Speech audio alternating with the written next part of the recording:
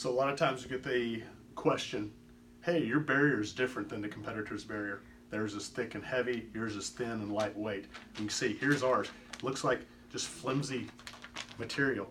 It's actually quite strong. You have this stuff. It's all thick, has a lot of memory to it. This is our competitor barrier. Here's the main difference between the two.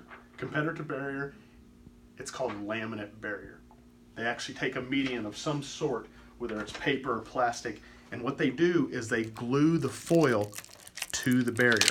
As you see, the foil is glued to this medium right here. Now let's look at it this way. Anything that's laminated or glued that's in a high heat, high moisture environment, like your attic. Think of an old cardboard box. You have a box that's been sitting up in your attic for 10 years. You go to grab the side of it, all the gluing that holds that box together, it just falls apart. The same with this barrier.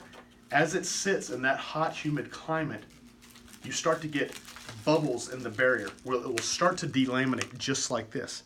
When you have those delaminated areas, they create hot spots, which do not reflect the way it was designed.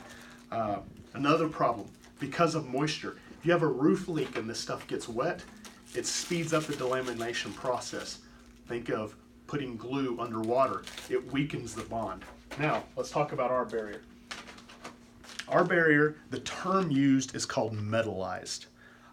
Think of it in the way that when you open up a bag of chips and you see the hole inside is a reflective material. It looks like aluminum foil. This is made the exact same way. For all my techie friends out there, the way I explain it, if you've ever soldered wire, cable or anything of that nature, when you're soldering a wire, you're actually melting the solder down, what's called tinting, melting it down into the product. This is how the foil is attached to this product. There's no glue, there's no laminate. They actually melt the aluminum down into this plastic scrim. You can leave this in a swimming pool for a week, it's not going to delaminate. You can keep this in a hot attic, it's not going to get hot spots in it or bubbles such as the laminate barrier. So when it comes to choosing foil barrier, ask yourself, do you want laminate barrier, which is the heavy stuff, or do you want the thin, lightweight stuff, which is called metalized?